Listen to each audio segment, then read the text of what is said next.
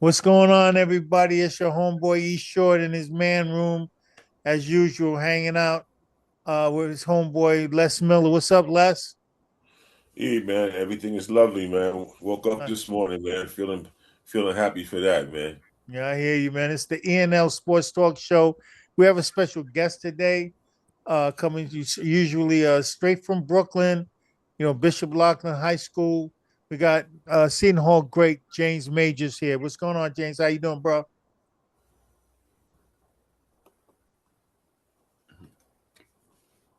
Can you hear me, James? It's good to be on your show. Hopefully everyone out there is doing well. Yeah, we got a little bit of a drag on here, man. Yes, Um, I can hear you. okay. Yeah, so we'll see what's going on here is trying to get you everybody to know who you are and what you've done. So tell everybody a little bit about yourself.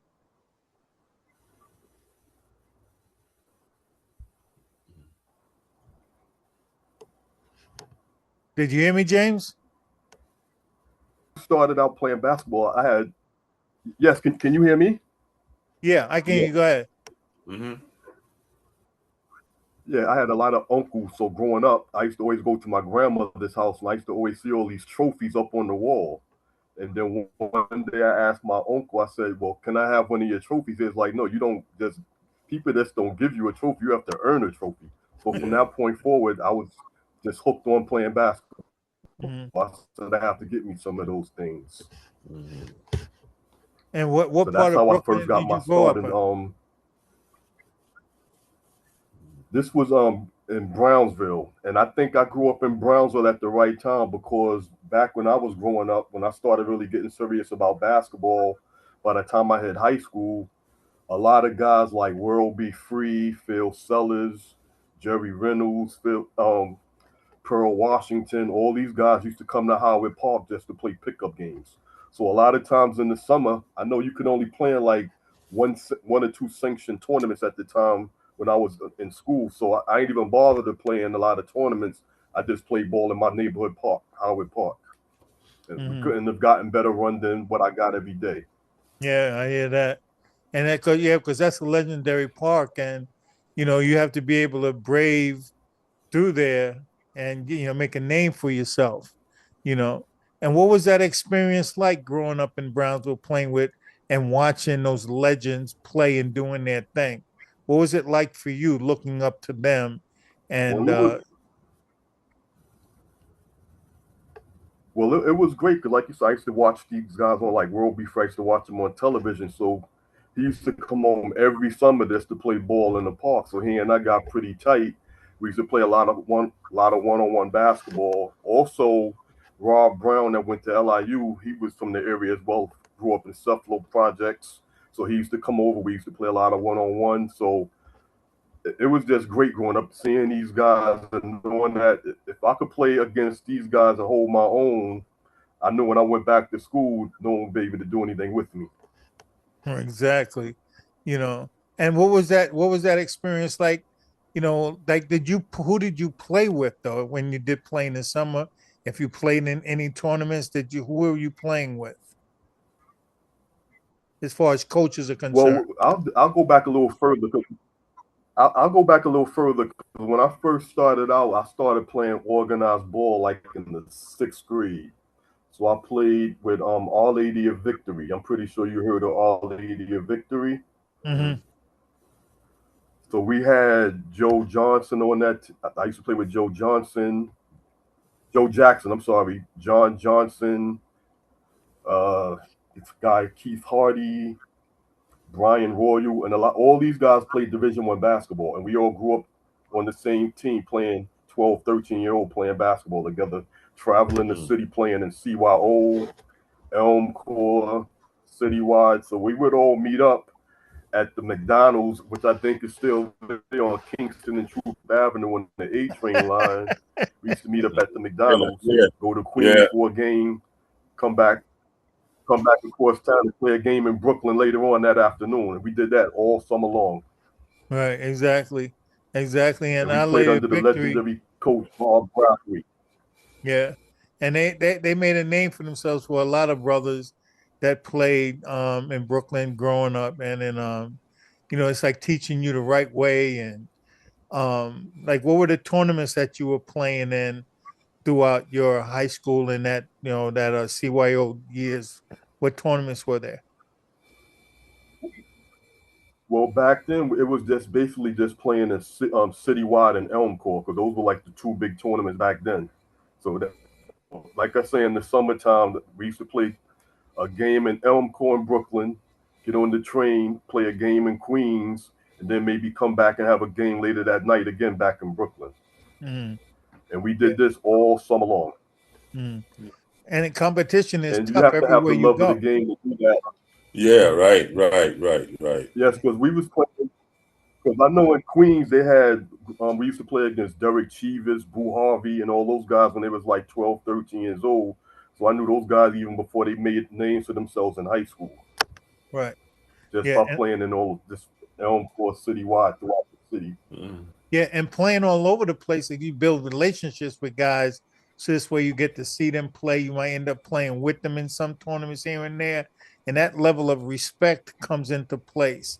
And during those years, who were the guys, at least on the Brooklyn side, other than the ones that you had named that you played with, who were the great players in the New York City or just Brooklyn area when you were playing that were your peers? And you talk about when I was in high school or before high school. Yeah, basically high school mostly. Okay, so a lot of the guys I grew up with, I could even just go to Howard Park.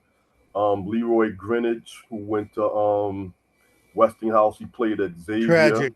Yeah. God Yeah, tragic, rest his soul, tragic. he passed a few years ago. Yeah. Kenny Wooten, who played at Boys and Girls High School. Right, tragic. My God, tragic. Because he actually got me to go out to visit him on a recruiting visit when he was out in Xavier. Mm. So he convinced me to come out there to visit him. Kenny Wooten, who went to Boys and Girls High School. Derek Givens went to Boys and Girls High School. Sherman Givens, who went to East New York and actually led the city in scoring in Division B, I believe, in Brooklyn at the time. Uh, and those are the names that really stand out. And these are the guys I played ball with every day in Howard Park. We used to get Right. up at like 8 o'clock in the morning. Everybody Mm. ring each other's doorbells. I used to bring the water cooler to the park. We used to play till the sun came up. When it got a little bit too hot, we go to somebody's house and play video games. Around 5:30, 6 o'clock, we'll go right back to the park again. There you Mm. go. Yeah, and that is funny you threw the word video And it's games in that experience, man. and it's not like anyone was forcing us to do this. Of course, when I go by Howard Park now, the basketball court's not even, well, it's there, but they don't even utilize it anymore. And that's really Right, sad. right. And so that, Yeah. that that so the difference that you're seeing between your generation and that time frame to now is basically you're saying it's changed then. Because that it just And seems like that well at least it and, looks like that love is not there anymore. and it hasn't changed for the better because, like I say, back then, everybody around the same age was playing on their high school basketball team. Now, I don't think anyone from that area even plays ball in the park anymore, and it's really sad. Right. Yeah. And if I guess And if the players are gone, so are the coaches. Because if there's no coaches around, that's going to entice you to want to right, play.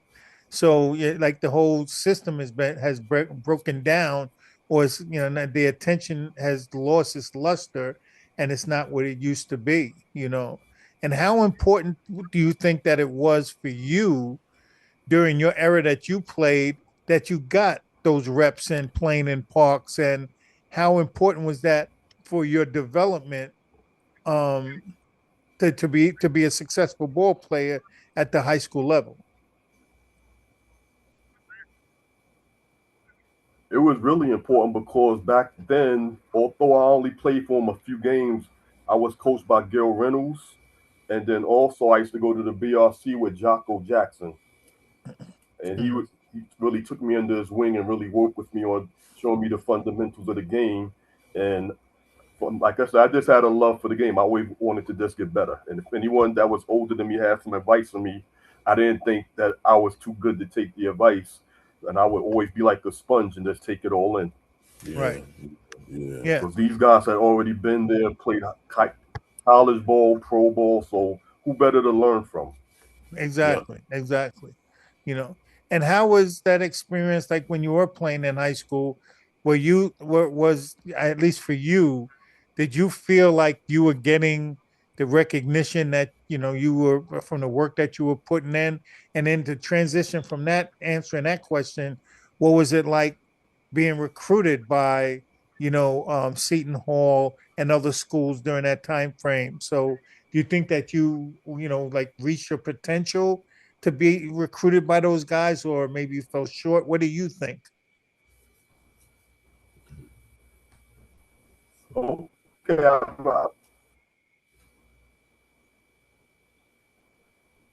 well, when I was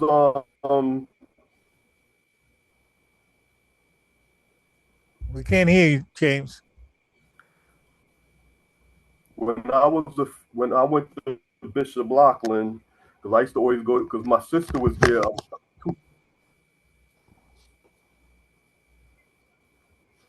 Because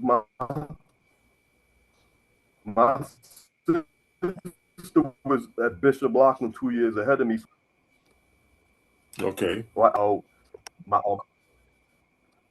because when I first went there 2 years ahead of me, so I used to always go to their games, and I just like is that he only allowed you to play on varsity once you got to your junior.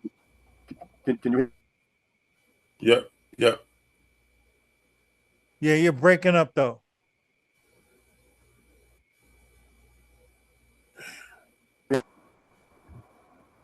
can you hear me now?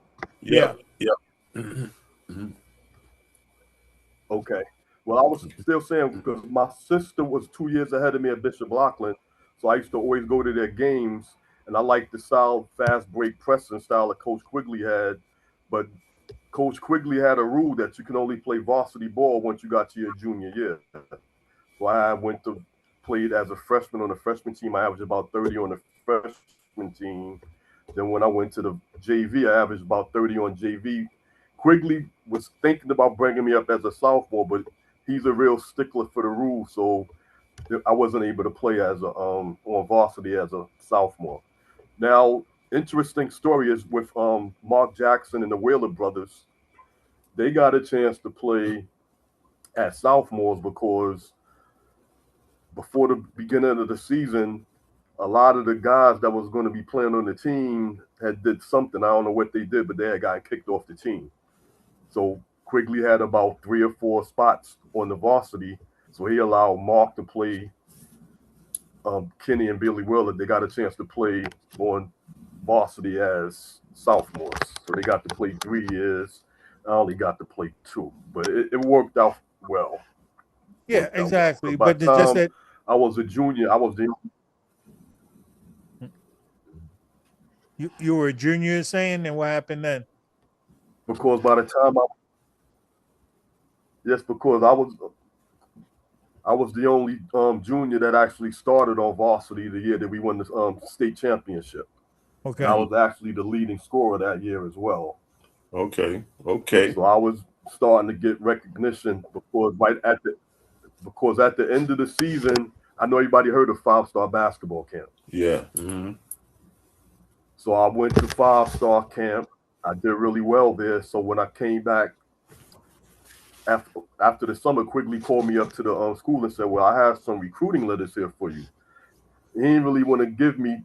I could tell he really didn't want to give them to me because I don't know if he thought I was going to get a big head or anything like that. But I remember the first recruiting letter I got was from the University of Pittsburgh, Mm. and I still have most of my recruiting letters to this day. I just kept them in a bag.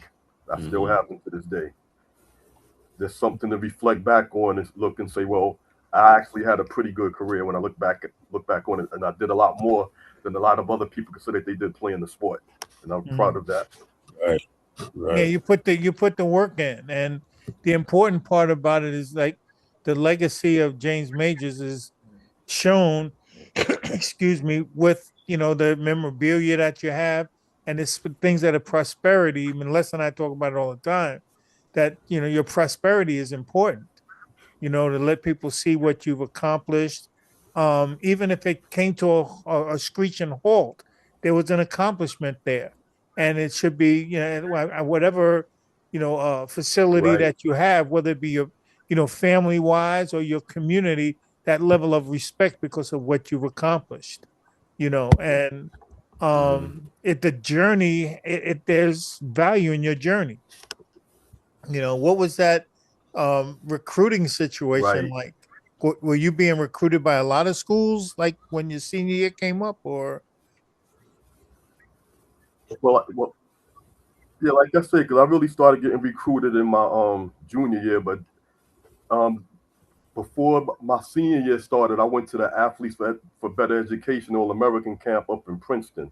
That's where they had all the top players. Danny Manning, John Williams, who went to LSU, was on my team, and I was one of the better players at that camp. So by the time I came back, I started getting recruiting letters from pretty much everywhere.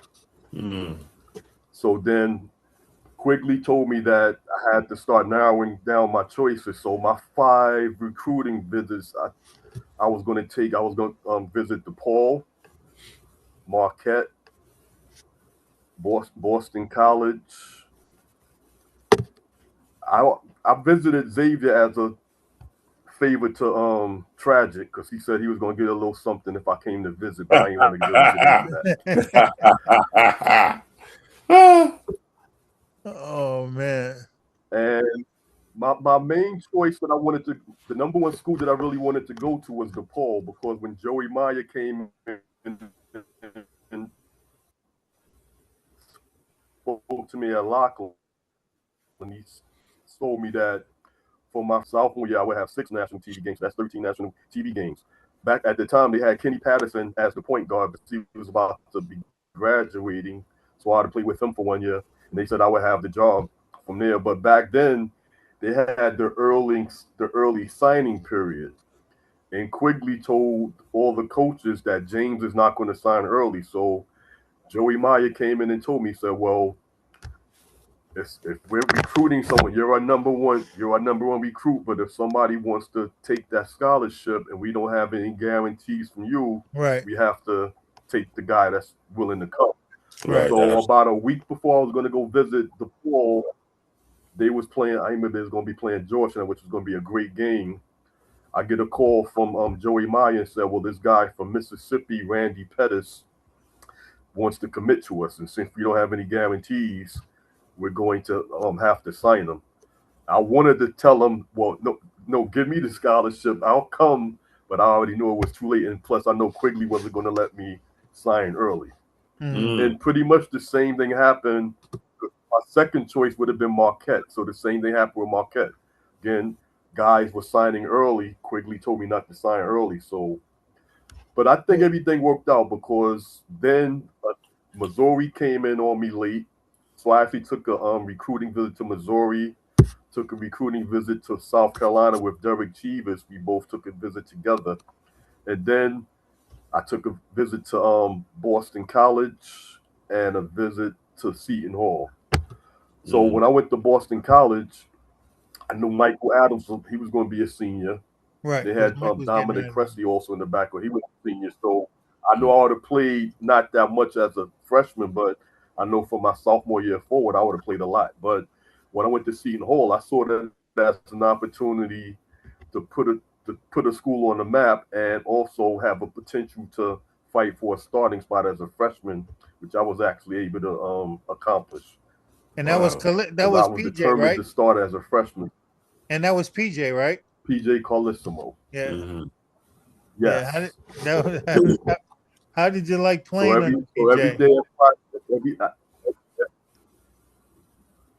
well, funny story. I always thought Coach Quigley was a hard driving coach and that he was really tough. But after the first practice with PJ, I couldn't even get out of the bed the next morning to go to class. Mm-hmm. That's how Mm. grueling that first practice was. Yeah. And I also thought somebody was playing. I also thought someone was playing the Scarface soundtrack in the background because the profanity coming out of PJ's mouth was unbelievable. Nicest guy in the world off the court, but in between the lines, I was like, this guy's a maniac. Yeah, Yeah. yeah, yeah. It's funny. I played against his teams because he was at Wagner before. It's really weird how a lot of the coaches in New York City had progressed, and you see them doing great things like him and Valvano and Tom Penders, and even Mike Krzyzewski was at Army. So all of those guys were, they Right, they were getting all of their accolades early with small D1 schools, mid majors, and they progressed and had, pretty decent careers. As you can see, PJ, went all the way into the NBA at that level. But as a coach, man, it's I've never heard anybody say anything bad about him. So it sounds like he was a good guy, you know. Yeah, well, except it's funny because, but people always ask me a particular question about PJ because this incident with Spreewell, Right. exactly. the That's what I choking was incident thinking with about. Spreewell. Yeah. So there was quite a few incidences, and we kept it under the table at Seton Hall, where players not actually physically put their hands on him, but actually tried to get at him a couple of times. I'm not going to Mm. say any names, Okay. Got you. Got you. but because PJ has a thing that when he's coaching, it's his way, and that's it. You can't go against what he, because Hmm. we was doing a particular drill. This guy was doing it one way, and he was being successful at it. But PJ kept telling him, "No, do it this way." And the guy refused to do it, and they just started going at it. Mm. Yeah, and I think that from his standpoint, anybody challenging him, like, you can't bend, and he Hmm. can't let anybody see him bend, Right. So now that's when the heads are Exactly. butting, and there's no winner in that situation. Um, but that's the nature of the beast, man. You're playing with coaches that sometimes you look at them and it's like, this guy's a nut and he doesn't know what he's doing. But other times, he's the greatest guy since pancakes. So, that's being Yeah, because that's why I was actually shocked when PJ actually accepted an NBA job because I don't personally think he had the temperament to work with grown men. Hmm. Hmm. Because again, it's his way or the highway, and you can't tell grown men certain things and not get any rebuttal against that. right, especially when you're talking Because I about know, the case in point, I contracts. know there was an incident. Hmm. Right, exactly. So I don't think he really had the temperament, and I think he realized that, and I think he found his niche more being a commentator because he's been doing that for a number of years now. Yeah. Yeah. Yeah. Exactly, exactly. Just been But I mean, but he had a commentating on the run. game. But he had a run, and that run, breeded, players like yourself and, success at that school, which people, had no idea who Seton Hall was. But I think around, the stretch of like the late 90s, well, I'm sorry, late 80s and mid 80s. Well, like Um, yeah, more like the mid '80s. yeah, there was Yeah. a big Because run. I was actually his first recruit from New York City. So once I came, I knew Gerald Green because me and Gerald used to again play together back in elementary school. Then we got John Morton on board. Then we got Darryl Walker on board. We got Kaim Long, who was my roommate, on board. So Darryl Walker came on board, and all these guys came from the city, and I got the ball rolling by being the first player from New York to actually sign. Mm. And I think And it's funny. I think I opened up the recruiting door to New York City for Yes, you did. Yes, you did. And it's funny because, like, because and it's funny because I good. I'm sorry. Go mhm. ahead. Yeah, because I took a lot of flack from some of my classmates because everyone, again, like you said, everyone was like, "Who's Seton Hall?" Because the Big East was just getting started, so he was only around for maybe like 2 or 3 years. But I saw the potential in him, and assistant coaches were great. The school was great. I knew I could go there and get a great education. It was in the Big East, which played Big East tournament every year at the Garden. Who doesn't want to play at the Garden? So it was a Absolutely. win-win for me to go to Yeah. Seton Hall. Yeah, so that's easily maybe about what do you have like about 15 games in the Garden in your career, right?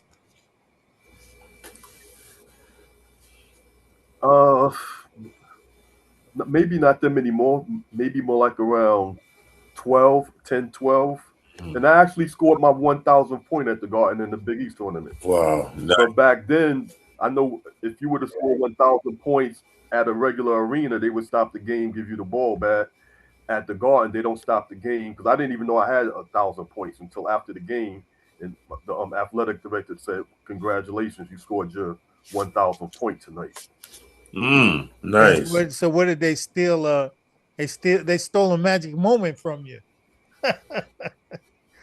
Yes, That's I was saying yeah, because I love playing at the Garden, but I was like, I wish I wouldn't have scored my 1,000 point at the Garden. Yeah, I yeah, wish I yeah, had done yeah. it at the time. My home arena was at in the Meadowlands, the Brendan Byrne Arena in Meadowlands Oh, in New okay. Jersey. oh, so it's because Seton Hall really didn't have a So gym, did they? What was it well, we like had playing? a gym, Walsh Arena, but it was so oh, it was great playing the non-conference games there because the crowd was like Bishop Lock and it's like right on top of you, Yeah, and yeah. It was a Like small. It's a small, LIU? just a great atmosphere. small place. Yeah. It only sat maybe like I would say most the max capacity was maybe like 3,000, but we could obviously play Big East games there because we didn't have the big enough facility. That's where we had to play at the Meadowlands. Yeah, that's like But it was great LIU, playing at man. Walsh right there on campus. Yeah, just like LIU, man. It was like the gym was so Right, small. exactly. Similar size gym. Wow, that's something else, man. And that's those mid majors like them, Wagner, you guys, even St. John's gym does not compare to some of these big arenas. Yeah, Like if you go on campus at University of South right, because Carolina, alumni hall isn't that big either, right? yeah, you know, Because that's and why a it, lot of times when St. John's play the bigger schools, they have to play them at the Garden Right, because right, right. right, right. alumni Yeah. hall's not fit for holding all those crowds like that. Mhm. And so, what was your experience like at Seton Hall as far as your career is concerned and the team? How did y'all fare during that time in the Big East? Well, I'll never forget my very first game. We played against Georgetown in Georgetown. This was right after they just won a national championship. Mm, So I'm sitting there on the layup line. Next thing I see Patrick Ewing coming out, David Wingate coming out, Reggie Williams coming out, Michael Jackson coming out, John Thompson. I'm like, just a few months ago, I was sitting there watching these guys on television, and now I'm about to play against them. right, right. So I had butterflies all throughout the layup line. But as a ball player, once the ball goes up and the ball gets tipped, it just becomes playing basketball again. Yeah, But Howard that was my first Projects. welcome to college basketball. Yeah. Yeah, Howard Project got me ready for that. there you go. Now, unfortunately, we probably lost by about 40, but it was a great experience Yeah, we won't talk about that part, okay? because by the time I'm not ashamed to admit that because I think that, again they made it to the Final Four again that year, Yeah. and they And were it's just funny coming thing, off the but yeah, national and those are your championship. experiences. Nobody can take that away from you. Win, lose, or draw, that's your journey, and the Big East was slamming then. They were just getting their feet wet. And every time y'all played, just like you said when in Howard Projects, every time you played in a game in the Big East, you're playing against a quality team, quality players every time. And won't you speak to what that was like for you? Yes, every night was a war. Whether you was playing against Providence, Syracuse, Boston College, Pittsburgh, Villanova, every time you stepped on the court, they had guys that was the best guys on their teams in high school, Mm. and Who was great coaching. who, So it, who was was it who was was an that experience. when you were there? When you were at Seton? You talk about players. Yeah. Mm-hmm. Okay, so they had Pearl Washington, Ronnie Cycli, Raphael Addison, Howard Trish, Sherman Douglas, Oh, okay. Matt Grove, Greg Monroe. So they had a stacked squad. Yeah. Okay. I'm trying to get in my head the And the timetable. good thing about Mm-hmm. and the good thing about playing Syracuse is I already used to play against Pearl and Howard Park. So I know a lot of guys would be kind of fearful about playing against them, but we knew each other. We knew we was gonna have a battle. Yeah. Yeah. Yeah. He knew what was up, right? May he rest in peace, Of man. And course, he was more of the penetrator, and I was more of the jump shooter. So he knew he had to play up on me. Otherwise, I was just gonna shoot threes on you all day. Mm-hmm. Mm-hmm. that's the key, But man. the It's like funny thing with the 3-point shot is Go ahead. because the 3-point shot didn't come into existence until my junior year in college. I never played in high school with the 3-point shot. In my first 2 years, didn't have the 3-point shot. So PJ said we were gonna make that a weapon for us to use in my junior year. Mm. So I think that first year I think the team made 78 3-pointers, and out of the 78, I had 73 of them. So I was That's pretty crazy. much like the lone 3-point threat Yeah. that Yeah. first year. and that hey, So everybody that's was, quality right some teams there. would play box. Mm. And how was the Yeah, because some transition? teams would play boxing ones to try to take me out of the offense. Right. Mm-hmm. But what was that transition like for The you transition from from not having the three to all of a sudden you can pull that string, and it had to be like for you playing the game, all of a sudden now a weapon that you had was an increasingly more because it's 1 point more. So it had to change your thinking and how you approach the game. And how did it impact you? well, I would say yes, I would say yes and no. I say no because I was always a deep shooter anyway, even though they didn't have a 3-point line. But I became more cognizant of where the line was, and it came a point where as I'm running down the court, I didn't even have to look down to know where the 3-point line was because I could just tell the distance from the rim whether or not I was going to be behind the line or not. Mm-hmm. Because I was Mm. always a deep shooter, so it really wasn't too much an adjustment. But I never really looked down to make sure I was behind the line because I already knew I was going to be behind the line Yeah. before I took a shot. Yeah, because Because I I know know Rick some. Pitino said the worst shot that you can take is either. Because I know Pitino said the worst shot in basketball was if you were to be 6 inches within the 3-point line. Because move Mm-hmm. back the extra 6 inches, you got an extra point. So Right. I Right. always kept that in the back of my mind as well. Mhm. Mm-hmm. Yeah, and they said the funny thing, I know I was talking to some Division 2 coaches, and they said, like, initially when the game changed with the 3-point shot, guys were actually looking for the line. And it took away from how they played the game until people got comfortable just launching it in a regular fashion, no different than taking a layup or a mid-range shot. And it said they had to get their players out of that thinking of looking for it, because it's kind of like, oh, there's a new game in town, so I'm gonna just abuse it without understanding how to use it properly in the flow of the game. Right. But if you're a deep shooter, you're a deep shooter. Right. So Use it as a that as a didn't apply. But what was the transition for you? right. It Was there a transition for you, um, like into your, after college career? What happened to James Major during that time frame? okay. Right after college, I was invited to the Atlanta Hawks camp, and I went to Atlanta I believe on a Thursday. A friend of mine who I was staying with said, "Come on, let's go to the gym for a little while. Let's just shoot around a little bit." I said, "Nah, that's not what I'm here for." So long story short, we go to the gym, start playing the full court game. I tear my ankle, Mm. Wow. and I was What? out for maybe about a year and a half because the doctor said the ligaments were so messed up. He said I'd have been better off just breaking my ankle. Wow.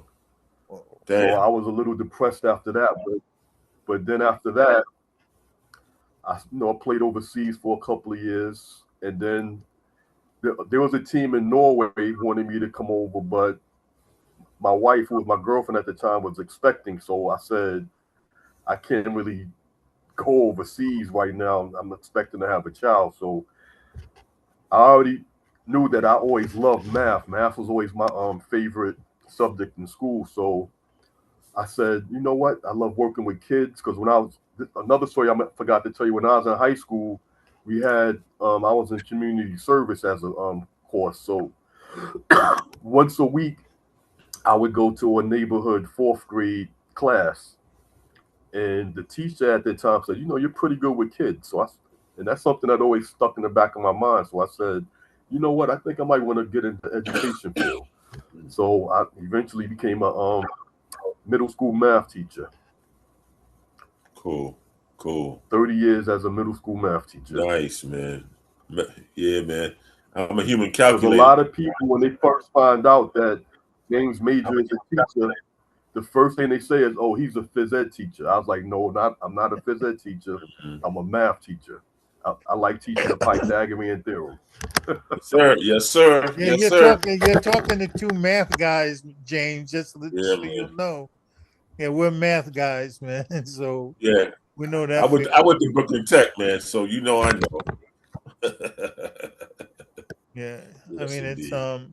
but at that Okay, trend, yeah, but you have yeah, that because like I say, transition, math was always my favorite subject. You can have a lot of fun with math, Absolutely. Absolutely. and when it comes to teaching it, right? Because a lot of times, Mm-hmm. yeah, when right? you're Because I think I just had a gift for relating to the kids, and especially once the kids knew my background, and I used to get out there and play ball with them.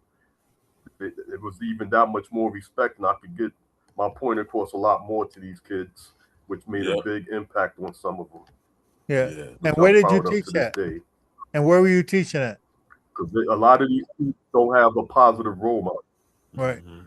This was in Newark, New Jersey, Oh, Okay. okay. because I first started teaching at Harold Wilson Middle School. Now this school looks like a jail because it has no windows. There's a picture of a middle school with no windows, Wow. Middle school. and and I always used to work in the after school program. So what the director asked me was, since he knew that I was a ball player, he said, since they don't have any open gyms in the area, what I want you to do is I want you to have a run the gym from 3 o'clock to 6 o'clock. So I used to have the guys come play open gym from 3 o'clock to 6 o'clock. I used to try to organize tournaments for the guys, purchase T-shirts and trophies for them, just to keep these guys off the street. Yeah. And then we Yeah. also had a 6 to 9 program as well. So we kept the guys off the street from 3 o'clock to 9 o'clock every day. Now it's Nice. unfortunate that they don't have this program anymore. And these guys really need that, and they really appreciated that. Mm. Hmm. Yeah, and that Because school is all the in gang beggars and drug dealers yeah, that school is Mm-hmm. in Newark. in Newark, New Jersey. Okay. Yeah. Yes. So you live out in Jersey now, James? And it's funny because I went by there maybe about 2 or 3 years ago just to look around. The gym is still immaculate. Still have the fiberglass backboards. Still got the four additional baskets on the side. They turned it into a warehouse, a storage unit. Wow. Wow. And these guys need somewhere to play, and they rather use it as a storage unit. Mm. So always something, man. I'm telling Because you. these So guys need somewhere to go. yeah. So what did you? So you jumped out of I Brooklyn. You were wish there was living a in way that I Jersey. could. So you jumped out of New York and were living in Yeah, New because I Jersey. was because I was right because I was commuting back and forth to Brooklyn to New Jersey every day. So I used to take the A train to the F train, then catch the PATH train, then catch a bus. Mm-hmm. Now I didn't really have a problem doing that because I was used to taking the train and bus anyway. But once 9/11 happened, which I just missed, I said, since I'm going to be working in New Jersey, it's time to move. So I just made that move over. Or 2002, I moved over to New Jersey. Because I know 211 was in 2001. For the year after, I just moved my family over to New Jersey. Yeah, see we got another one less Mhm. because we did that jump too, man. But we went to South Jersey, And you I know. stayed and I stayed in New Jersey until 2019, and I've been out here in Pennsylvania since 2019. Oh yeah. What part of Pennsylvania? As a matter of fact, East Stroudsburg in the Pocono area. Okay. Hmm.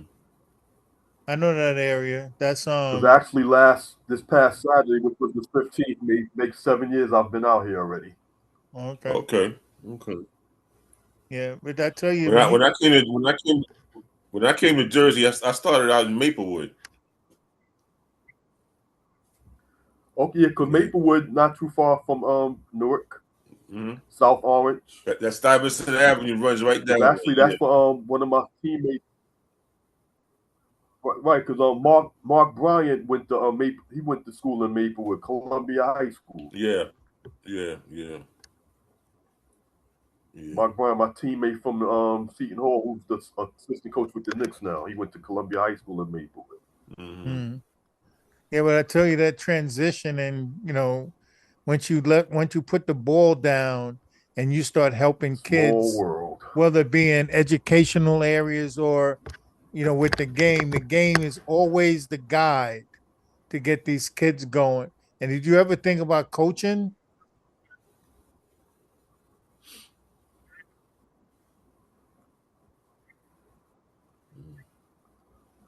I thought about it, but a lot of kids these days they don't like to listen. They think they know more than you do. Because I used to always tell the kids, even in the gym, when we played, I used to always play with them. I said, I'm not going to let anyone beat me 1-on-1 until I turn 50, and no one was ever able to beat me till I turn 50.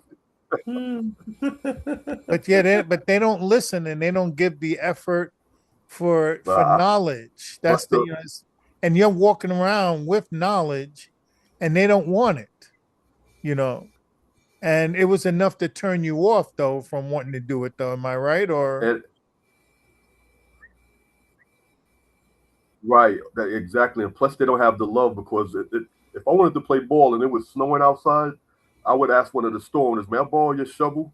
I used to shovel this enough area so I could just get out there and just play a little ball. I ain't care snow, rain, doesn't matter. I just love to play.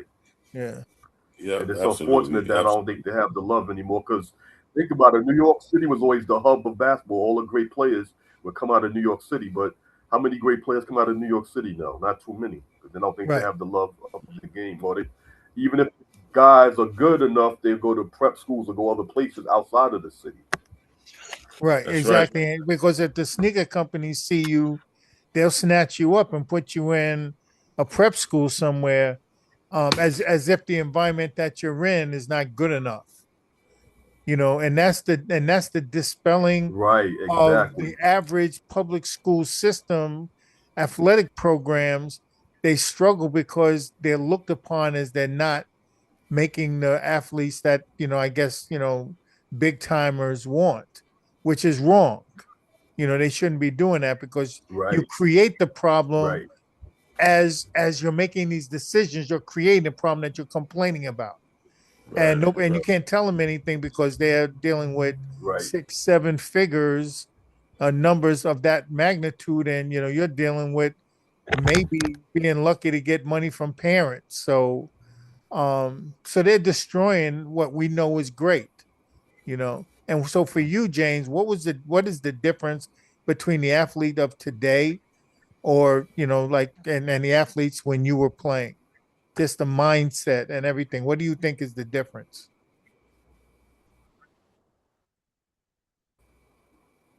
Well, again, I think a lot of it comes down to that competitive nature because when I was growing up, we didn't want to just stay in one park. We wanted to go to different places and try and see how good we were against other places around the city. So if we playing ball in Brooklyn one day, we'll say, "Come on, let's jump on the train. Let's go try some guys out in Queens.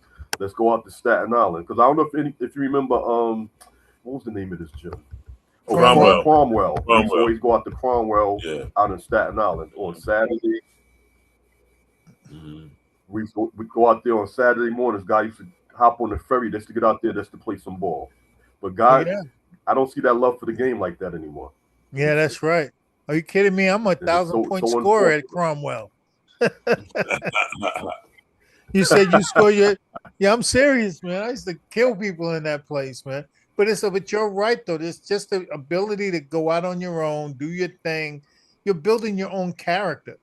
Mommy and daddy weren't around. Now mommy and daddy follow their kids around and they're Exactly. going there, and so you Mhm. have no individuality on your own because there's people in your ear. And the people that are in your ear, they have your best interests, their parents. They don't have the best interests of the game or the knowledge. They have the best interests of their son or their daughter. Right. And that's Right. where the difference is, you know. And I know And, with Les and I talk about it all the time. and you just helped me answer, and you just answered another reason why you said, did I ever want to get into coaching? That's probably the number one reason why I didn't want to get into coaching is because of the parent interference. Yeah. Yeah. Because again, I used to run like the elementary program when I was in Newark public schools, and a lot of these games, the parents, the way they talk to the coaches, the way they talk to the kids, the officials, it's like this is about teaching and development. No one's going to be a finished product at this point, but they don't see it that way because I think they see the students as a meal ticket, or they want to live vicariously through their child because they want it to be a ball player, and they want to try to do everything in their power to make sure that their child becomes a great ball player. But they're Yeah. doing more harm than good. Yeah. And I think AAU is really hurting a lot of these guys too because the parents paying all this money to these so-called trainers and all this other stuff. The best trainer I had, you get your ball, go to the court, and work. Go ahead and work out with your friends. That's That's the right. best That's training you right. can That's get. right. That's Yeah. it. You know. And I And the mean that. only way you're going to get better, as a matter of fact, because the way that you get better, in my opinion, is by playing. Again, you want to work on different drills, work on your handle, work on your shot. Mhm. But the way you get better and get a feel for the game, you have to play the game. Yep. Yeah, yeah. And the And more games you get up under your belt, the better you're going to become.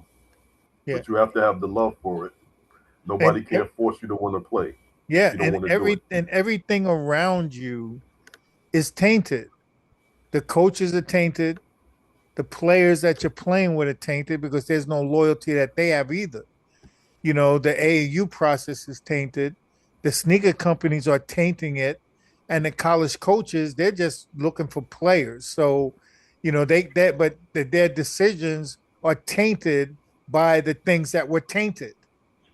So this is what they're left to work with, Right. and everybody says the same thing, that parents are the ones that are in the way. But my question to you, and it's probably a good question for you since you're a teacher, the parents that you see complaining about the kids getting playing time, you probably never see them at back to school night, but they're at the game complaining. Oh, it's funny that it's funny that you say that because a lot of times you need to see certain parents. There's only let me see. One time you're really going to see those parents is going to be on graduation asking for extra tickets. Never come to an open house. Never go to any of the meetings in school. Never want to discuss your child's report card for report card night. But when it comes to graduation, you want to show up and show out for that though. Yeah, Mm. as well as Child could barely read and write, but you want to celebrate that. yeah, Yeah. as well Yeah. as well as all of the sporting matches, because parents are there in full force, out of control. And I talk to parents all Now, the time. But I'm sorry. Go I'm ahead. gonna tell you a quick. I'm gonna tell you a quick story, real quick. We were having an elementary championship. It was Elma Flag against, I forgot what other school. One of the kids, Poppy Roberts, one of the best players on flag. His father was one of those guys that's really out there as a parent, wanting to tell everybody what to do.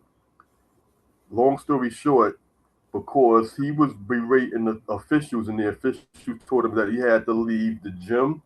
He tells his son, "Get your things. We're leaving." And this kid, I mean, he started crying, breaking down. Because how you just going to tell your son to leave his teammates because you're acting a fool, and now he Wow. has to leave the game? That's a good thing that there were some people that was able to convince the father to let them come back in. But by the time he did that, the game was already out of hand. They lost the game, Exactly. Wow. championship. And the Damn. reputation and the I, reputation. I think that was one of the most disgraceful things I ever seen watching an elementary basketball game. Yeah. Mm. Imagine the reputation that it creates for this young child for the rest of his, intercollegiate career as an athlete. That's always going to be there. Dad is the problem. Dad is the problem. And Now like I said, it's it's funny that you mentioned that because this kid was one of the better players in the city, but a lot of the high schools didn't want to touch him because they didn't want to deal with his father. right. Yeah. Yeah. Yeah. Yeah. Yeah. And the same thing could So apply so if you unfortunate. yeah, so but this imagine this, the same thing applying. And I saw a reel like this is crazy. But the correlation was unbelievable. Kids working at McDonald's and he's, doing his job, his employer, his managers giving a hard time, and dad's there. Dad starts interfering. What are you doing? Why are you yelling at my kid? Son, do this, that. And people said, like, we need to leave our kids alone. That's how the real ended. We need to leave the kids Mm. alone and let them learn and let them, let those adults that are in charge or whatever the case may be, let them be the mentors in that environment. Because, like I said, you don't show up when you're needed, but you show up when you want to. Because, like you said, a lot of parents live vicariously through their kids, and that's fine. But you have to let the people that are running the show do their job, and nobody's going to walk into McDonald's and tell them Right. to change the way a Big Mac is being made. You let McDonald's do their job. And if your kid's working there, that's the deal. But in school, that should be the same, but it's not, because all of a sudden everybody thinks that kid's going to Duke. Everybody thinks that kids are going to UNC, Carolina, Chapel Hill. For some reason, this mindset is just ridiculous to me. And in other words, you don't know your own child. That's part of the problem. And you have what do you have now? A son, a young Right. son? It's just like the Yeah, you have a well, my what oldest, my I only have one son. He's 26. did he go through this Mm-hmm. mess? He's 26. Did he go through the No, basketball because mess? he never really even wanted. No, because he's an artist. He likes to be he's a creative artist. So he never really got into basketball, which was fine because his passion was art. So I just let him run with it. Hmm. Right, exactly.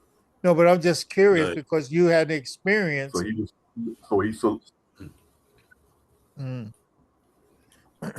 because again I don't I wasn't the type that say, well, since I did this, you have to do that. You're your own person. Whatever you want to do, as long as it's productive, I'll support it. yeah, But it's Absolutely. just so Absolutely. unfortunate we have so many parents.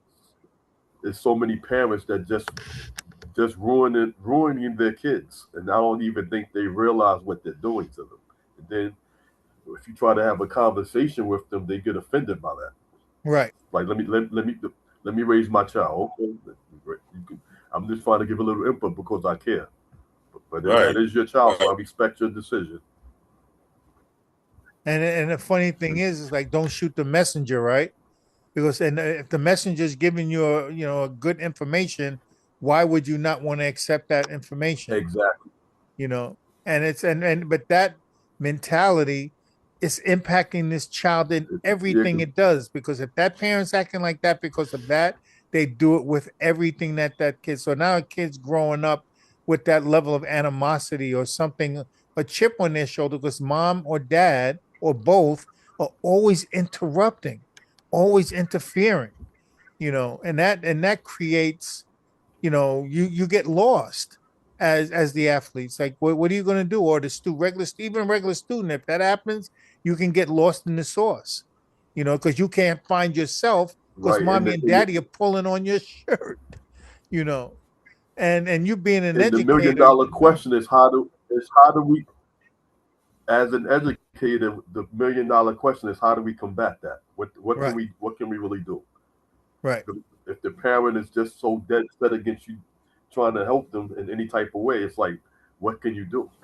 Try to talk to the kid a little bit on the side, but it's really out of your hands. exactly, and so that's another, another story in the naked city that a child could possibly get lost in not knowing what really works for him in his life because mom and dad are the interferers in the process, and I think that society is the ones that have allowed it as well.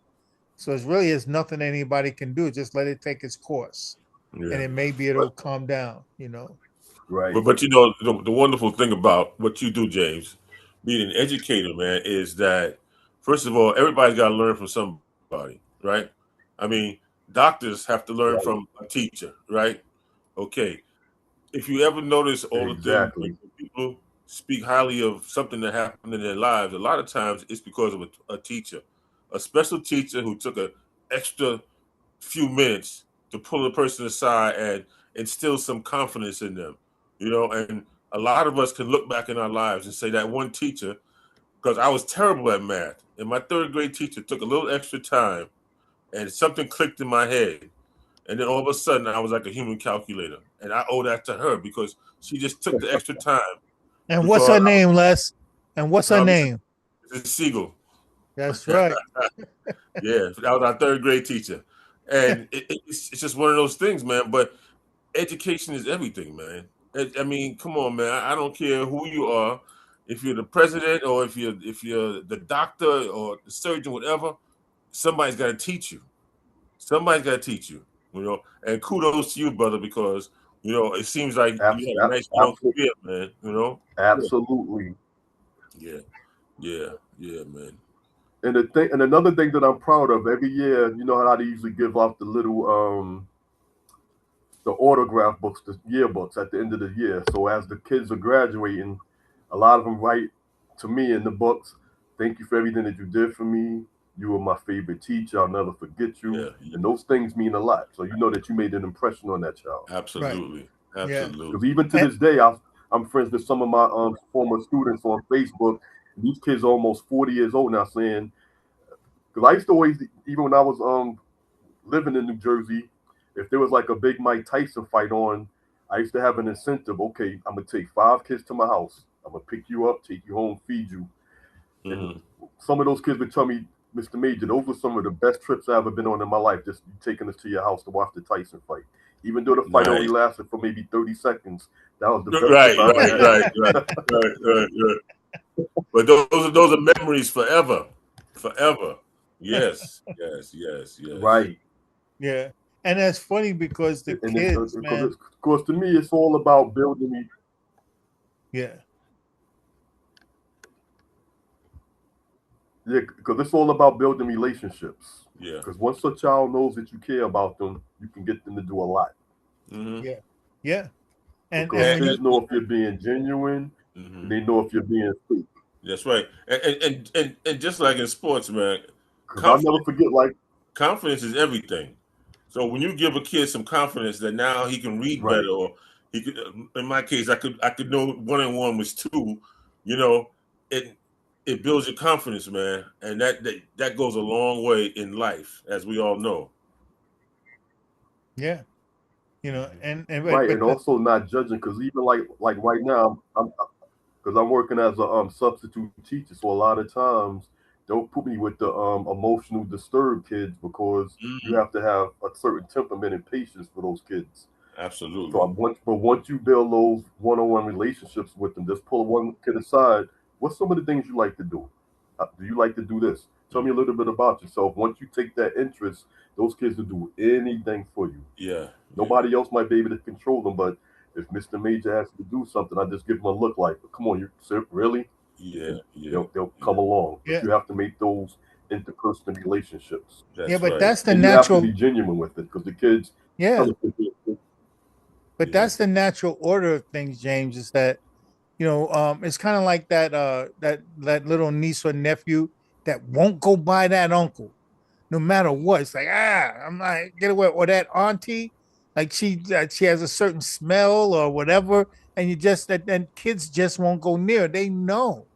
And so the kids, when kids come around you, James, they know that glow that you have and what you bring to the Right. table. It's a Aura. sixth sense, and people don't understand it, and it's not something that happens all the time. But they pick up on it because that's all that they have. They don't have our knowledge, our hatreds, our likes and dislikes, but they have natural instincts, and those instincts speak to they know kindness better than we know kindness, and they look at you and they say, this Right, man's putting in the exactly. work, you're putting in the effort, and they know, they could sense it, and they'll come to you. And I'll never forget this to this day.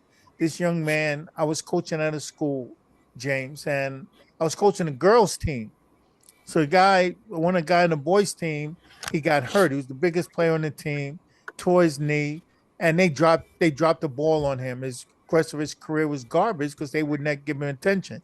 Comes to me and says, Coach, I need some soul in my game, and you're the only person I think that can give it to me. And he ended up making first team all conference in a conference that Steph Wow. Curry played in, Providence Day and Charlotte Latin in that conference.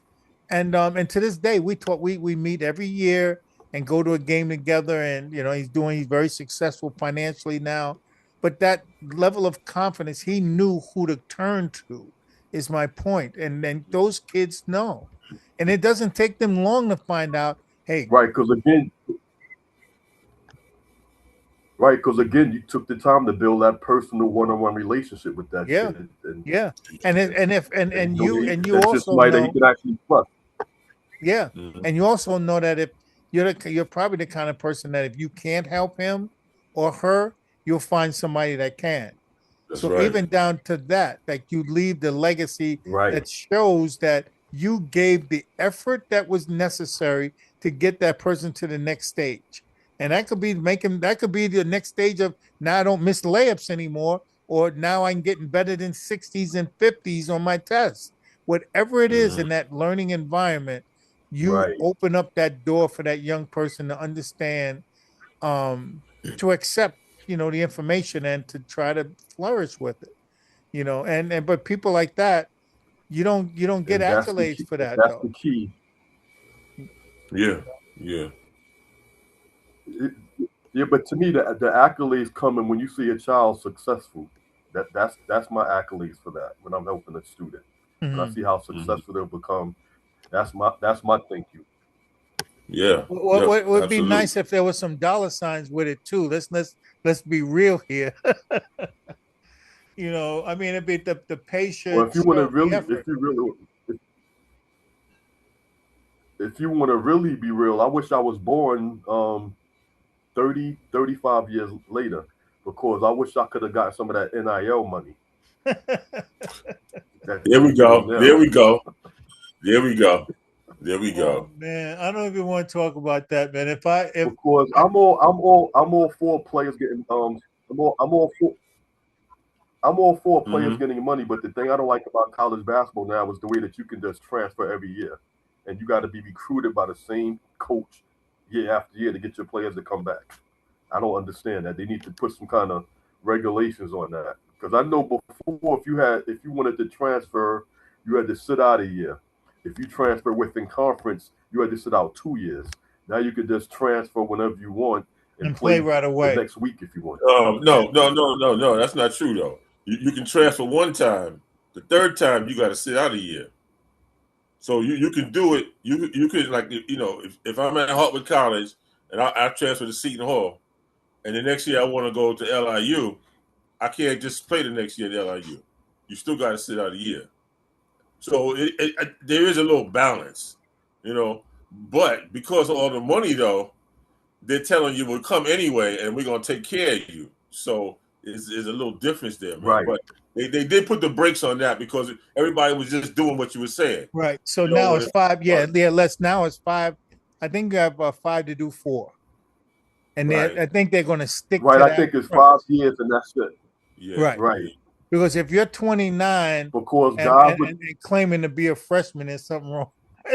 Yeah, but also you can go to JUCO, right? You can go to JUCO, right? Do 2 years and then come back and do 4 years at a 4-year school, right? Isn't that the way it goes now? That's I what they heard some were shit doing. like that. Yeah, Huh? they're gonna reel that in though, but they're Yeah, gonna I can't even keep track of with this whole system is a mess. Then you got yeah. guys. Then you got guys. And then what about the guys that's a professional, either playing in the G League or play sense to? I know. That's funny, right? That's Absolutely no funny. sense. That is funny. when you That is but say what it is, once you it's very similar to this. And one of the biggest problems that people don't talk about. People doing post grad work.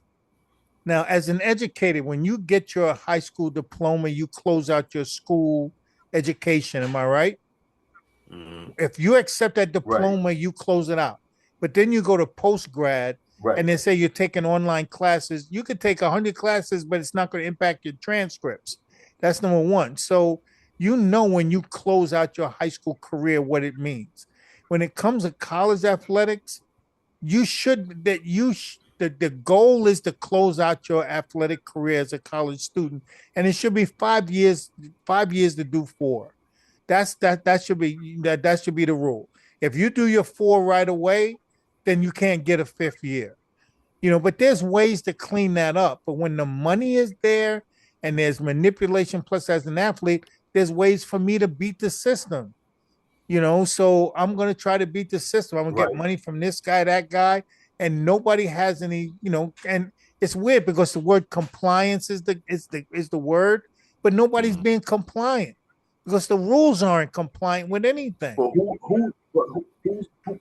But who's the governing body of this now? Who's in charge? It's still the That's my question. NCAA, right? Who's But in it might charge? be Yeah. the sneaker companies or Yeah. or Yeah. Walmart or Walmart if they're paying you.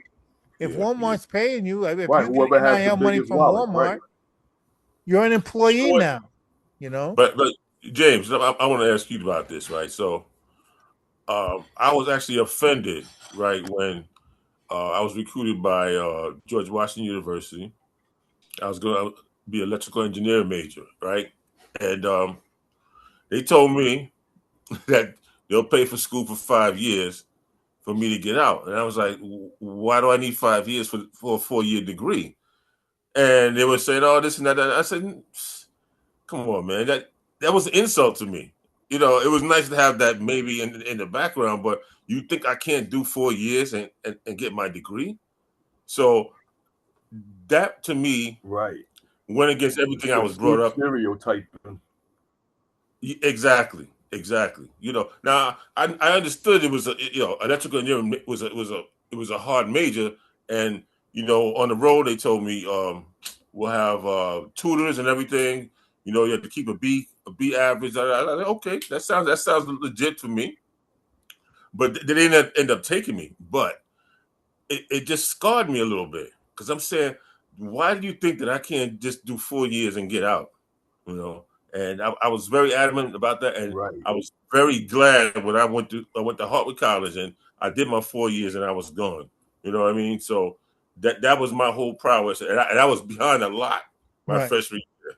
But when So I you was, got guys living the game of any sport, and I feel like if you guys that football player and he's one of the top cornerbacks in the country, his mindset is like so different, man, because he's being enticed to be, to push his skill level to be this, and he get the money, and then they signing the contract with the stuff that goes on with the NFL. There's so many things that the next level doesn't subscribe to the level below it, what their rules not are. an excuse, man. Not an excuse, man. Oh no, I'm not making an excuse. I'm just saying Not an excuse. that's the landscape. All I'm saying Yeah, is but that's the landscape. see, they feed that into us that that's the way. Oh, you're gonna need 5 years because you from the hood. Nah, man. I Right. just Right. first of all, Exactly. that's Thinking all I'm that saying. you don't have Yeah. And it makes it very to take difficult, offense to man, as them an athlete. doubting your academic capabilities. Right. Hmm. Yeah. Yeah, And there's no yeah. expectation Because a lot of anymore. times they think Right, because they think all athletes just want to play their particular sport and not interested in education. That's the Yep, problem. They yep. think we're only interested in our sports. If we Yeah, want to but come here when to get our education as well too. That's the main reason going to yeah, college, get a degree. right. But when you look Yep. back, just 2 days ago, and I see what's it Charlie Stein, what's his name that played with UK. Like he said, he's broke. He's got more years left, to play, but his house is on foreclosure. He has no money left, and it's like, well, you should have got your degree because you didn't pass basic math. Just a basic Right, understanding of looking at commercials for Capital One. Like, it's enough education that you shouldn't be foreclosing on your house when you're making $3 and $4 million a year. I mean, Mm-hmm. I'm serious. Like, you see Chase wealth management commercials, Toronto Dominion Bank commercials all the time. Go to the damn bank and they can have them explain to you what to do with your money. It's not rocket right. science. It's like taking your car in to have it inspected. The guy says, "Well, you need this, that, and this and that." Then you go and do it. I don't understand. How do you have $5 million and you're broke? I don't understand. Well, you know what it is? It's there's no shame in not knowing something, but you need to go find somebody who Right. knows. Yeah, You but there is shame. can't be that brave and say, Right. "Oh, I'll do it myself," and then that's the results. Yeah, but the shame is that you're not growing. I'm sorry. I'm sorry. I'm gonna get feedback from this. You're not growing up. Gotta grow up, man. And unless I'm still a 5 year old. I still, James, to this day, I am the biggest kid on the planet. But you can't tell me anything about not understanding adult things. I don't understand. I really don't. Like, how do you not know? You go into the bank and get a checking account and you write checks and you subtract from the total, and that's leaving your current balance. I mean, I make it sound simple, That's and it just the is. that's just the right. That's just the basics. Yeah, But that's yeah, all yeah. you need. But but if, And to live your but if life you on have no one looking out for you, telling you right. these things, you're never gonna know. Yeah. That's That's right. the unfortunate Right. part. Yeah. And Yeah. it's kind of sad that there's people that you played with that have those problems. There's people that you went to college with that have those problems, and Mm-hmm. I'm not the sharpest, knife in the drawer, but my brain works like very well. And it's just, to me, it's just kind of scary that that you see this in people, but it goes back to, like you said, about kids and what they're paying attention to, not listening, and not having parents that are not doing what's right. And it doesn't take much for them, you know. But and in like, I guess all of these years have passed, James. What do you think the difference is between the student athlete of your time frame and just the individual themselves and the student athlete of the modern day? Like, what is the difference, and what would you tell a modern day athlete, based on your experiences? What would you, if you had an opportunity to speak to them, what would you tell them? Mm-hmm. I'm sorry I threw a lot of stuff at you there, man. Excuse me. I think the biggest difference is entitlement. I think all the athletes of today feel like they're entitled to something. Back in the day, we had to fight and scratch for everything that we got. We wanted to fight for the scholarships. We wanted to fight for playing time. We wanted to fight for everything that you got. Now it's like everybody just expects everything to be handed to them on a silver platter. Mm-hmm. Yeah. Yeah, I hear that. Hey, we had to fight for next, right? We had to fight for next, man. I got next. I Yeah. Right, had to fight for exactly. that. Yeah. Yeah. Yeah. So what would you say to an athlete of this day and age? And If, something I would tell them to make sure that you get no matter what school you go to, make sure you get a quality education. Go to your Mm-hmm. classes. You're in, you're entitled to go to classes. Just because you don't think that somebody's looking for you to go to your classes. That's what you're there for. Mm-hmm. Participate in your classes. Ask Yeah. questions. Again, Like I heard Les say before, if you don't know something, ask someone that knows. It's no harm in asking for help. Because something that, and I even tell my students, don't ever be afraid to ask a question, because the question that you may have, there's other people that have the same question, but they're afraid to ask. Right. Never be afraid to ask a Absolutely. question. Yeah. Yeah. That's the only way you're going to learn and get to know Yeah. something. And that's coming from a person that takes pride in being a true educator, because it takes some hindsight to sit there and look at a class, and so one person raised their hand like you said, but those other 20, 30 kids in that class, they all might be wanting to ask the same damn question, but they just, everybody has their different personalities. But Afraid to that, ask. yeah, and afraid to ask. Right. And it has somebody, every question, the ice has to be broken with every question. It has to be resolved. Like you don't have any open-ended questions at the end of a subject or whatever. And just like even in practice, you got to address everything. The coach has got his game plan and his syllabus and everything squared away. The playbooks. You got to go through the game plan.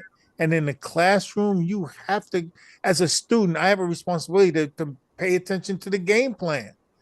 You know, I have to pay attention. I'm going to be tested See on this that? stuff in a couple of weeks. I have to pay attention. And even if I'm struggling on the low part of the bar, at least I'm still running the same race. You know what I mean? Like I didn't stop and start going in another direction. I'm Right. still I'm gonna be in last place because I'm not as talented as the rest of the guys, but I'm gonna finish my race. As a Yeah. student, I gotta finish my race. And a lot of Like kids the don't have tortoise, that right? confidence. Like the tortoise in the hare. The tortoise in the hare. Yeah. Yep. Yep. Yep. Doesn't matter how fast you get there, just complete the race. Yeah, Yeah. that's right. Because you're not competing against those other students. As a student is competing against himself. Right. You're competing against yourself. Yes. And it's Exactly. like as an educator, a person that educates, they know that. And that's why you don't see competition. You shouldn't see competition in the classroom. Even though those exist, the guy that gets, the girl that gets all those A's, I want to beat her out, man. When me and this guy went to class together, man, I wanted to get better Right. grades than him. So there was that little side thing going. But in the room, it's Yeah, I me. was like that in high school because they used to give out these end of the quarter certificates. I used to always want to get those. I used to say, if you get four, I'm gonna get five. You want Yeah. to? I was just a competitor. And I Les had compete like a not only on the suitcase. court but in the classroom as well. Yeah, Les had a suitcase of those things, man. I was pissed off, man. But you know, you had a better jump shot, man. I used to enjoy. I used to enjoy. I used to enjoy getting those just as much as I enjoy getting the trophy. yeah, because the special word that's on that sheet of paper, But it's achievement. That's that word, achievement. You've achieved. You know, it means and to something. let you know the mindset of some of the students of today, when I was working in Newark, a lot of times we had the end of the cycle award ceremonies. Kids were actually ashamed to go up to the front to go get their awards because I guess they figured they didn't fit in with everyone else. They were Right. going Yeah, to be I've ostracized. heard about stuff like that. Yeah, And I said, you yeah, just go up there and go up there and be proud because they wish they were getting an award. Go up there and get your award and hold your head up high and be proud of Yeah, that. because that's that. It's not bullying, but it's that process that the people that aren't doing well, that they will ostracize you because you got a passing grade and say, well, you got 100. Oh Right? man, They so want you're to not make you down no more. And they use that against you to kind of exactly, like pull that string and say like, you exactly. have to be a truant like me. Don't learn that poem. It's like that old Little Rascals episode. Learn that poem. Kid got kicked out of school because he didn't want to learn the poem. And so now he's all alone because everybody's in schools, walking the streets, and Stymie and them are in there learning that poem. And he embarrassed himself, but he had to come back because now it's like, now I made a fool of myself and I gotta, do something special in front of the class. yeah, yeah. But if Right. you had a support system like parents and everybody else around you, which our society does have, there's a responsibility, like you said, as your son, Whatever you want to do, son, I'm going to support you. You know, Yeah. and those things just don't happen anymore. And it's Mm-hmm. not even pushed. You can push that if society pushed that educational systems to do. I guess it would be like it's a pep talk, right? To get teachers to do pep talks. Like for all their Yeah. students. You'd be surprised what would happen, and even encourage parents to give your kids a pep talk. You know, Mm-hmm. you can pass Right. this geometry test. It's not that difficult once you learn. Because you can tell the students that actually have that support at home and the ones that don't. It's so glaringly obvious. Mm-hmm. Mm-hmm. Yeah. But James, so after we left Maplewood, we lived in Milburn for a little while, and then we moved down to West Windsor, which is one of the best school districts in Jersey, right? And that's the reason why we moved here. And it was so competitive, man. Like I saw how my daughter, she was kind of like, okay, I know I'm not gonna get an A+.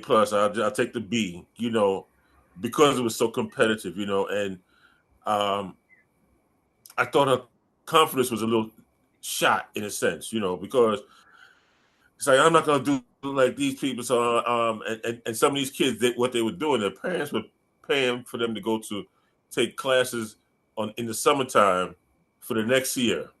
So basically they were And taking get like those private tutors. yes, yes.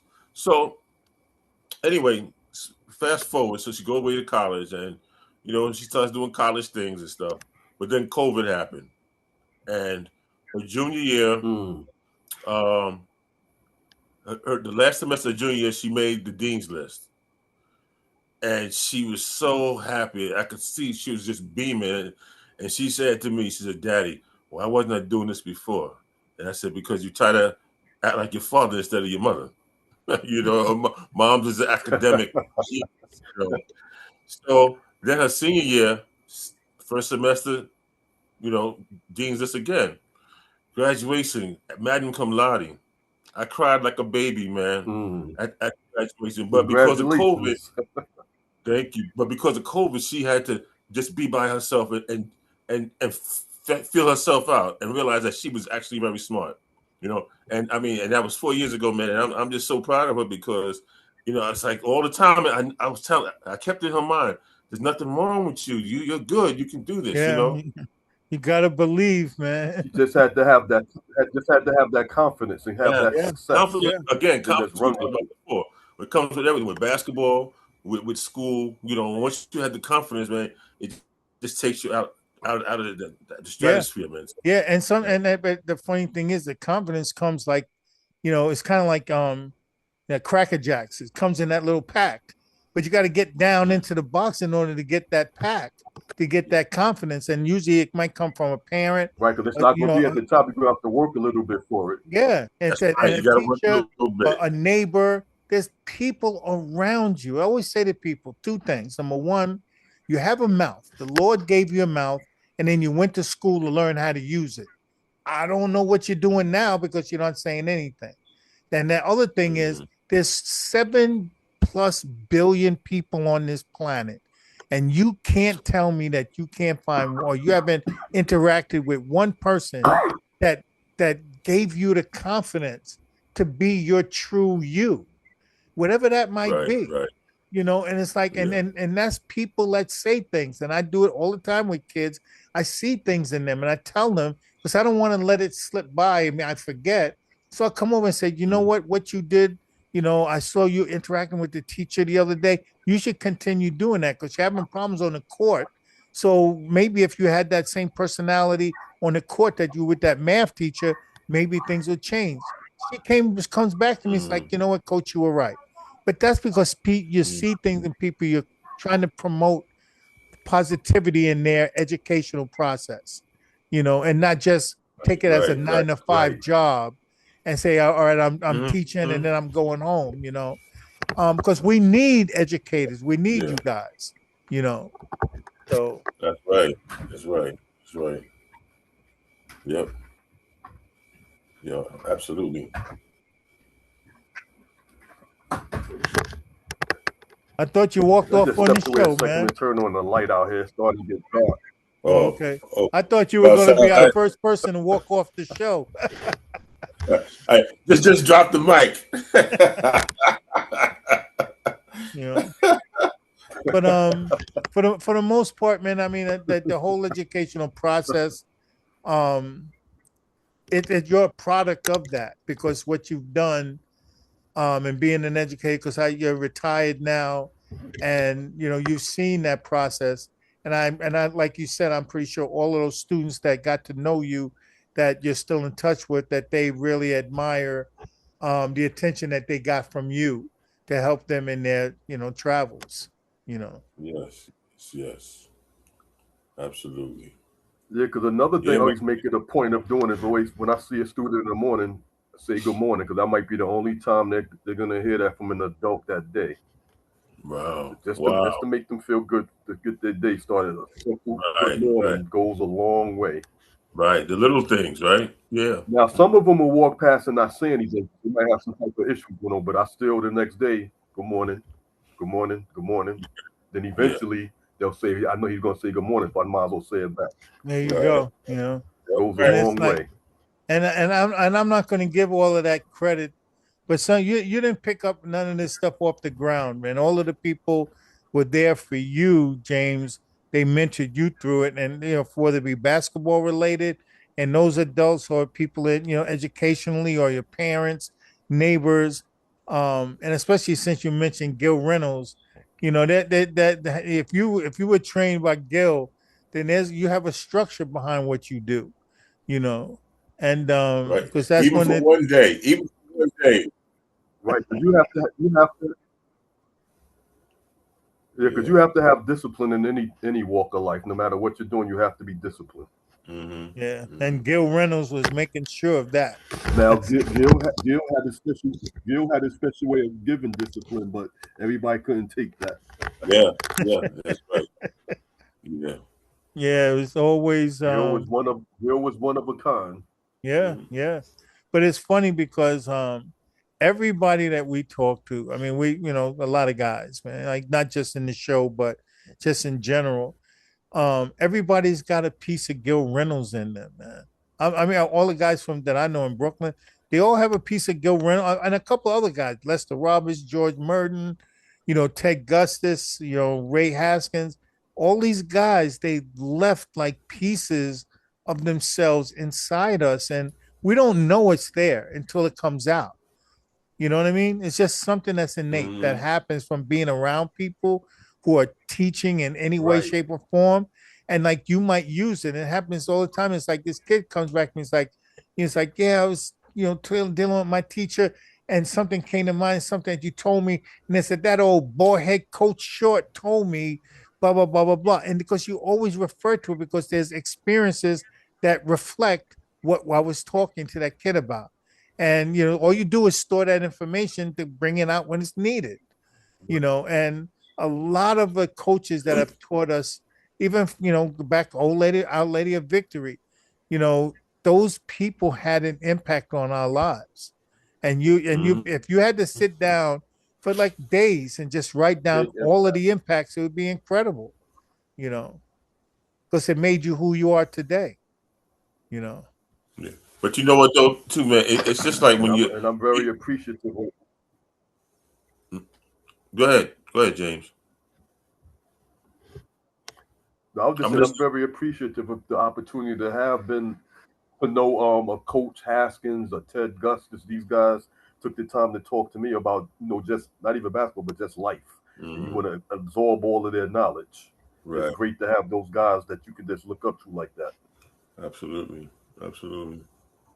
But you know what I was going to say was it's just like being a parent. You know, you keep saying the same thing over and over to your child, and at some point, they're like, "Oh boy, oh yeah, daddy, I heard you, I heard you, I heard you." But after a while, it becomes muscle memory, and when something happens, that's what they're gonna react to. They're gonna say, "Oh shoot, my father told me to do this if this happened," and it's just Right. one of those things. There's times when my mother's 100 years old, and I can go see her, and then all of a sudden something will come in my mind that she said to me when I was 10 years old. Like, what do I do when this happens? And we'll laugh about it. And it's just in the back of your mind, but you keep saying it. You keep saying it. Because my wife used to say, "I'm tired of talking to you. I'm tired of telling her this." It's just instilled in you. Yeah, just keep saying it. Keep saying it. One day it's gonna come. And to this day, we hear her saying things that we taught her. And there's things that when she was growing up and I'm reprimanding her, and in the middle of me reprimanding her, I started laughing. And she said, "You're having a grandpa moment." I said, "Yes," because I'm saying the same thing my father would say to me, coming out of my mouth. And I just said, "I just go to your room," because I'm laughing now. Just go to your room. But that's what it is. It's muscle memory, and you just gotta keep repetition, just like basketball. Repetition, Yeah. repetition. Come on, man. It's that repetition of being that perseverance and repetition. Yeah. Yes, And absolutely. and and the common ground is just learning, man. It's just and learning happens in so many different ways. Like and being athletes, you have that disposition to be able to accept information that comes all kind of ways. When you're strifed, when you're injured, when you're at the peak of your abilities, when you're Yeah, down, when you're up, when you're tasked with the impossible, and sometimes, and believe it or not, you're doing some impossible things because you accept the role. So it's oddly enough that that whole basketball experience had a lot to do with maturity into you and your education and how you treat your siblings, how you treat your children, your spouses. I mean, everything is all rolled up. It's part of that learning process, and it's not the only thing. But it and well, at least for me, I can't speak for everyone else. That it had a big impact because I use it as a foundation for a lot of things. And like you said earlier, a lot of kids don't have that stuff though, and just to be around them, sometimes we find ourselves trying to fill those holes that because we can see that kids not getting that stuff, Right. not being nourished somewhere, yeah, and you yeah. see it. It's kind of like here's a sandwich. Say, let me lend the ear. Like, what's Mm-hmm. going on in your life? How you doing? And I used to do that all Mm-hmm. the time. Take kids. The girl lives across the street from me, graduated college like at 18 years old.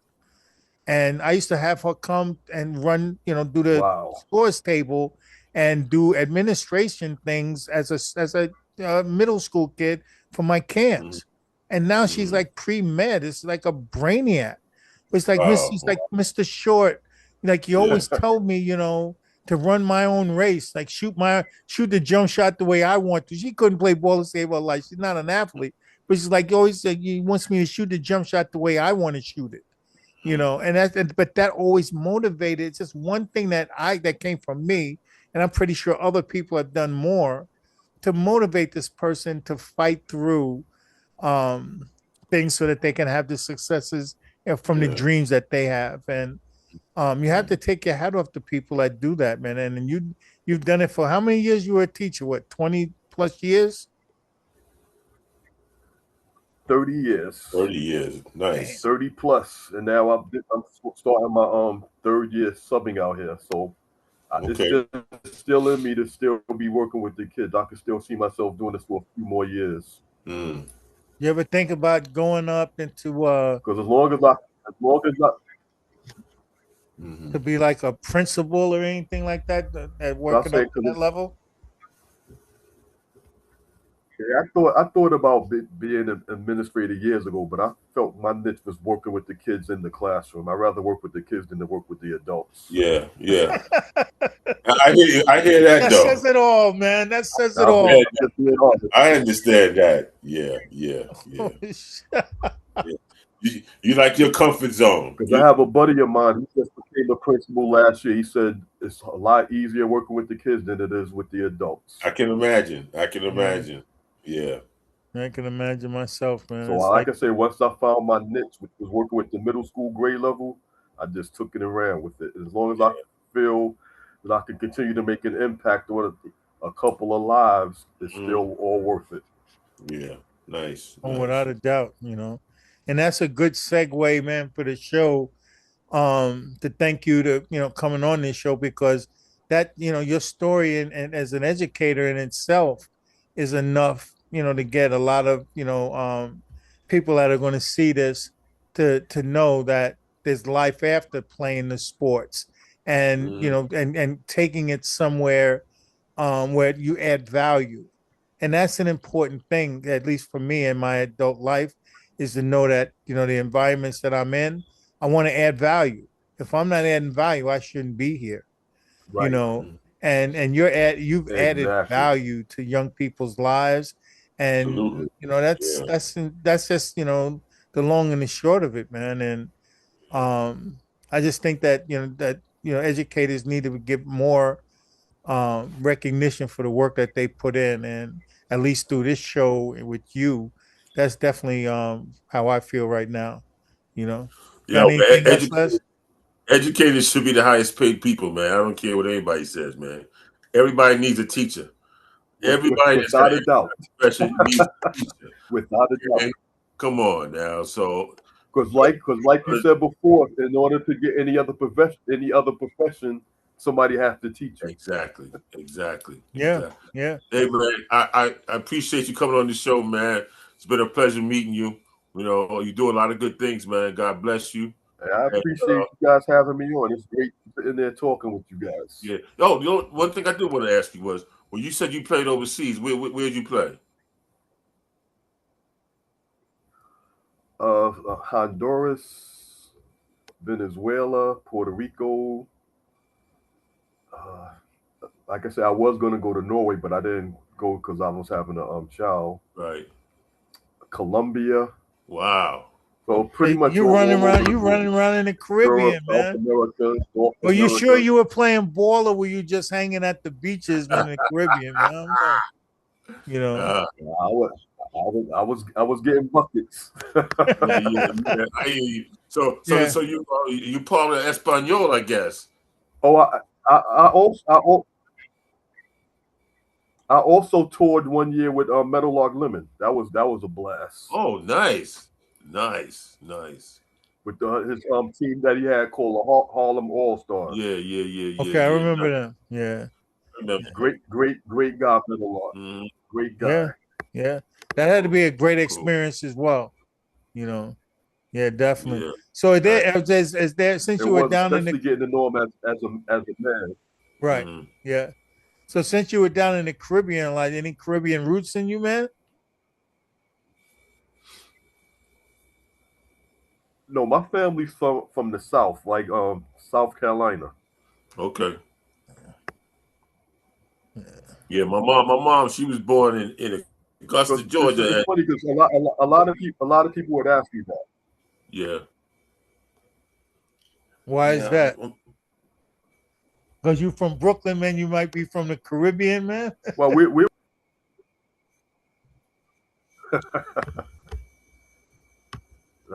no Caribbean. As a matter of fact, I'm looking to go on a Caribbean cruise next year. Yeah, you got to talk to Les about that, man. That's the the Rasta man. Oh, and I married a Trinidadian, so I'm all in there too, man. And East Flatbush all the way, man. you know, Mhm. Yeah, but Brownsville. Matt, I was gonna put this hat on. I don't know if you could read it or not. What does it say? Brownsville, old Bra- school, Brownsville old timers. Oh, okay. old Okay. Because they timers, usually old timers. because You they ain't usually get have that. You didn't get that they from Jeff usually have the Thomas, did old you? timers. You- Um, I got a couple of things from Jeff, but it wasn't this one. Yeah, Jeff is the man, boy. Because I he's tell usually you. out there. They usually have the old timers day the last weekend of July every year. But Yeah, Right. yeah. I I didn't missed go it. this year. I went the previous 2 years, but I didn't go this year. Yeah. Yeah, the last one I went to, cause that was right before Wayne Mackey passed away. That was that year, less.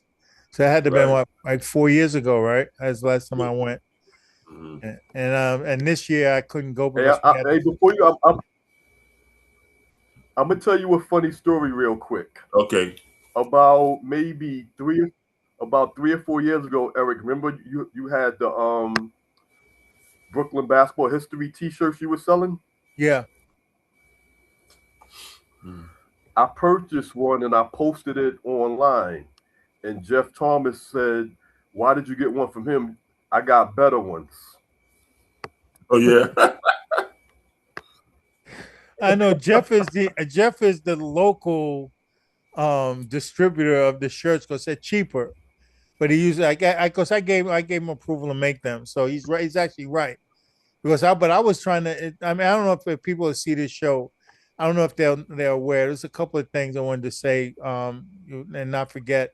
But we are still selling the shirts, but the shirts and stuff are usually sold that I'm selling are attributed to pay for things that we do in the page because there's costs associated with, the database we use, even for Zoom, and that's just to kind of cover that stuff. But people aren't buying Right, stuff. But right. Jeff has all the logos and stuff that I sent him, and yeah, everybody should buy them from him because they're cheaper. Because mine has to, have to cover the cost as well as make a little bit of a profit. I think it's like $6 per item. That pays for the stuff that we have. But Jeff is the man, though, man. That guy is Yeah, unbelievable. yeah. Because I used to buy things from Jeff when I go down there, but I haven't purchased anything from him in a couple of years. Yeah, So, him and Larry Washington. as a matter of fact, the next time I go to Old Timers, I'm gonna wear that T-shirt in front of Jeff and see if he have a comment. Yeah, Yeah. right. Yeah, and there's something else I wanted to just mention in the show, man, that we lost one of our another well, there's we're losing people all the time, man, but we lost somebody kind of close, at least a little bit to me. Wayne McCoy yesterday passed away. And Wayne played at Mm. St. John's Oh, and Long Island From Lutheran. St. John's. Yeah. Mm-hmm. And Big fella. I remember yeah. Wayne. Wow, he passed. Yeah, and My condolences to the we're family. all 77 graduates, man. So Wayne and I go back to like 12 years old, Street and Smith's nonsense, man. 13-year-old Elm Core, Riverside. So may he rest in peace, man. And it's Yeah. another sad day, man. But that's what happens, Yes, man. indeed. Um so you got anything else, Les? No, man. Just thanking brother James Major. Just glad to chop it up with him today. That was good. Yeah, definitely. Anything in closing, James? I would like to stay in contact with you guys, just to speak and Absolutely. see how things go from time to time. Yeah, that'd be nice, man. I would like that for So sure. Les, just send me your contact information. I have Eric's I'm information, on that but three I way. don't have yours. I'm the other Like number your phone number or anything. on that text. On that text, that number there, the 973 number, that's me. Okay. You see on the text? Yeah, that's me. Yeah, And because that's you. it's a three. Yeah, it's three. It's a three-way text group. Yes, I got it.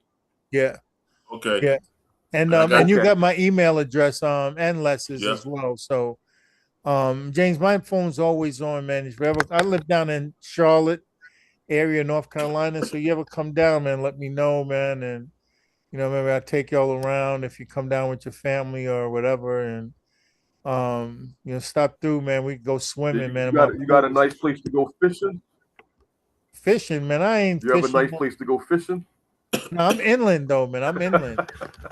Oh, you're a fish. Oh, yeah, that's right. You told me you fish, Okay. right? Yeah, I just came back from Delaware a couple of weeks ago with a nice little fishing trip. What are you, deep sea fish? Nah, just off a pier. I used to go deep sea fishing, but I haven't been out there in a few years, actually. Oh, okay. Yeah, Sheepshead Bay. Just usually do pier fishing, saltwater pier fishing. Oh, okay. Now that works, man. That's a retired life, man. I don't do any fishing, man. I sit by my That's pool, it. Try man. to enjoy it while you can. Yeah, Yeah. my fishing is like laying on the deck of my pool with my wife, man. That's my fishing. You know, Yeah, every day, man. Nothing wrong with that. As soon exactly. as I finish Nothing talking wrong to with y'all, that. I'm going fish. I'm going swimming as soon as I finish this show. Right, But James, man, it's really been a pleasure to have you on the show. Once It was again, great being here with you guys. I really enjoyed it. yeah, once again, it's Really enjoyed it.